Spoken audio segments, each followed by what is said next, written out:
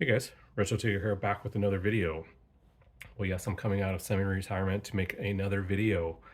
This time, my buddy Tim, the comic collector, tagged me in the community tag challenge, top 5 favorite keys in your collection, or something along those lines. So I figured why not make a video? I have a few minutes here. So I think a lot of different comic creators, content creators, are interpreting this in their own way, and I'm no different. For me, collecting keys isn't really an important thing. I read what I like to read.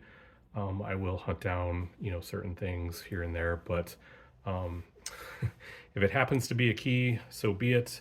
And a lot of these that I'll show you today are sort of symbolic for the run in general, or why I like a certain hero or title overall, as opposed to the specific keys. Yes, I was able to actually go through and pick out actual keys.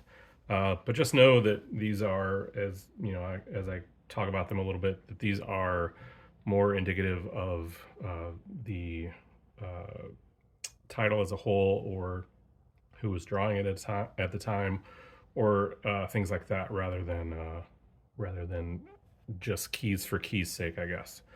So anyway, we'll start off with the newest and kind of go to the oldest.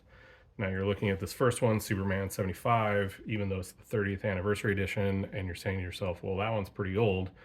Well, to me, it's fairly new. I missed the Superman, Death of Superman, the first go around. I grew up mostly Marvel. I read The Flash out of DC and some other titles intermittently, but the whole Death of Superman event really just passed me by because I was on to other things, like Image and Ninja Turtles and Marvel stuff. So DC didn't really interest me at the time. So I passed Death of Superman completely by. So it wasn't until, a few years ago, if you've watched my channel in the past, I put up a why I collect Superman video, and that goes into way more detail than I'll go into here about the Death of Superman. But I will say that this issue in particular is the one of the only issues of any comic that I've created that I've collected multiple versions of that comic. Meaning, I have first print through fourth print. I have most of the anniversary editions that have come out. I have the polybagged standard polybag version. I have not gone quite as crazy as someone like Tim has, and gone to the platinums and the new foils and all that kind of stuff for Superman in general. But to me, this one issue symbolizes a lot in my recent past, a lot to do with my daughter and things like that. I was reading The Death of Superman um, around the time that she was born, and she was having a few surgeries. So this issue means a lot to me, and it's one of the few I have slabbed and autograph slabbed. So yeah, Superman 75, that'd be number one, even though, or number five, I guess, oldest, newest, even though it's predates, I think. Oh no, I guess it would be, now that I'm looking at it. It actually is the the newest, I think, because moving on to that is the Incredible Hulk, specifically issue 377. This is second printing.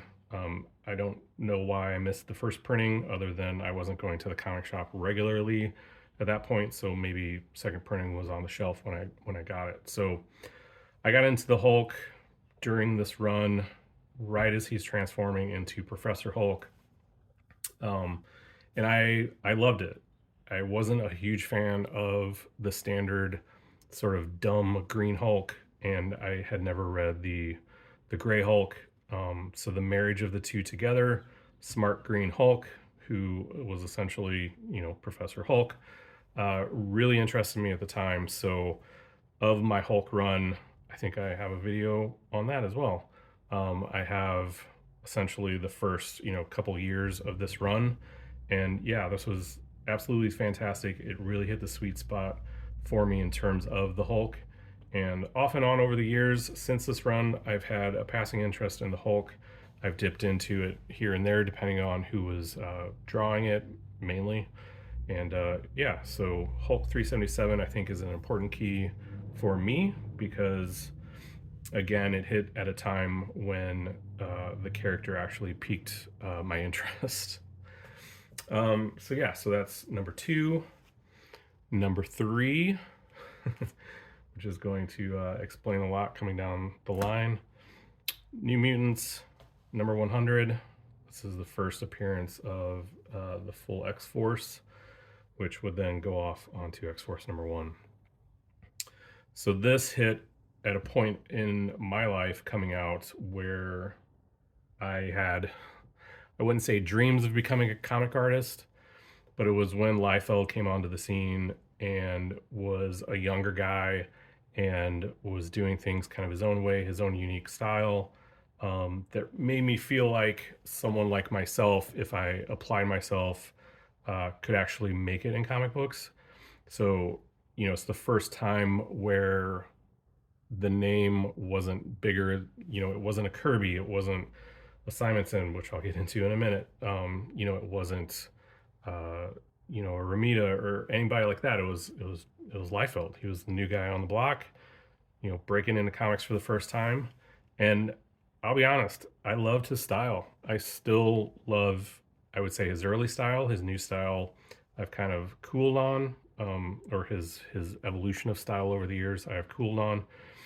But this book, I have studied this book. I've drawn out of this book many of the characters, many of the panels, all that kind of stuff. I'm actually really surprised I have not worn this issue out as much as I've looked through it, as much as I've copied from it. So as this came out, like I was full in comics mode, full in, you know, wanting to explore becoming a comic book artist, but never never really realizing that potential. So New Mutants, number 100, very important book to me, even though these days it doesn't get much flip through on my end. So my attraction to unique artists continues backward, to Thor 377, specifically the Thor Simonson run. This book in particular is more, again, indicative of his entire run. What I originally got before this was the graphic novel, I think one of the earliest, to me, graphic novels. I got this off a spinner rack in I think a Walden Books in a mall, while I was visiting.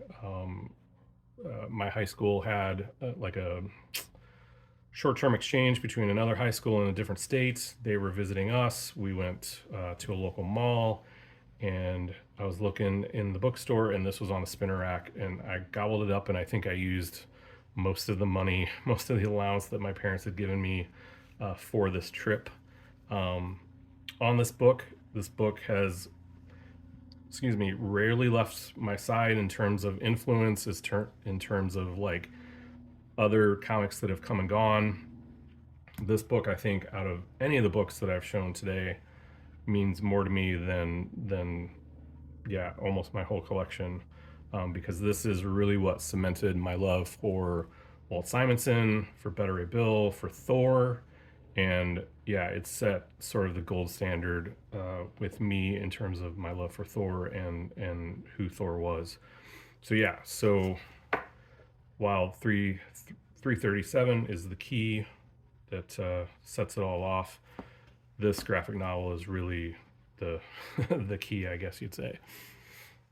And then finally, going back even further, so I've mentioned in a couple videos here and there, I'm if I can remember correctly, that while Thor was the first superhero that I sort of started collecting in earnest over the years and really cemented to be one of my favorite comic heroes overall, that wasn't the first series that I started collecting, and that would be G.I. Joe. I was full on G.I. Joe for a number of years, for the early years, from the beginning up through like year 5 or something like that. I had gotten, full Christmas loot was GI Joe one Christmas, like my entire haul of Christmas loot was GI Joe. Everything was wrapped in GI Joe paper. I was fully in, and so this was the first series that my mom actually let me collect and actually helped contribute to buying me issues as I needed them. And of course, this one, issue 21, is the de facto standard, the one key issue of this series. Um, have I flipped through this? I think I've done a video where this is an influential book. I think I've done a video of influential comics, and this one came up. This is obviously the first introduction of Storm Shadow, and this is the first time I've ever seen in my history of comics where there's absolutely no words, and you have to infer the story via all the art. And this was really an important book for not only myself but my cousin at the time. We were fully into GI Joe, and this one, again, you can see it's a reader copy at this point because I've worn it out so much just looking at the art. And early 80s ninjas were the best, so just pouring through this, looking at all the panels of Storm Shadow, and directly linking that to all the toys that we had. We've reenacted everything that's in here, and yeah, it's just, to me, this short stack and this book in particular, will go with me wherever I wind up in this world. So yeah, so we have issue 21, GI Joe, one of the most important issues in my life. We have Thor, Ballad of Beta Ray Bill specifically, but Thor 337, New Mutants 100, Hulk 377, and Superman 75 as my most favorite or most historically important keys in my life. So anyway, guys, that's about it for now. I'd really be interested to hear what you have to think about these keys. So leave me a note in the comments if you want, and hit that thumbs up and likes and all that kind of stuff. And hopefully I will not take another 9 months to make a video, or however long it's been. So, all right, guys, I'll see you in the next one. Peace.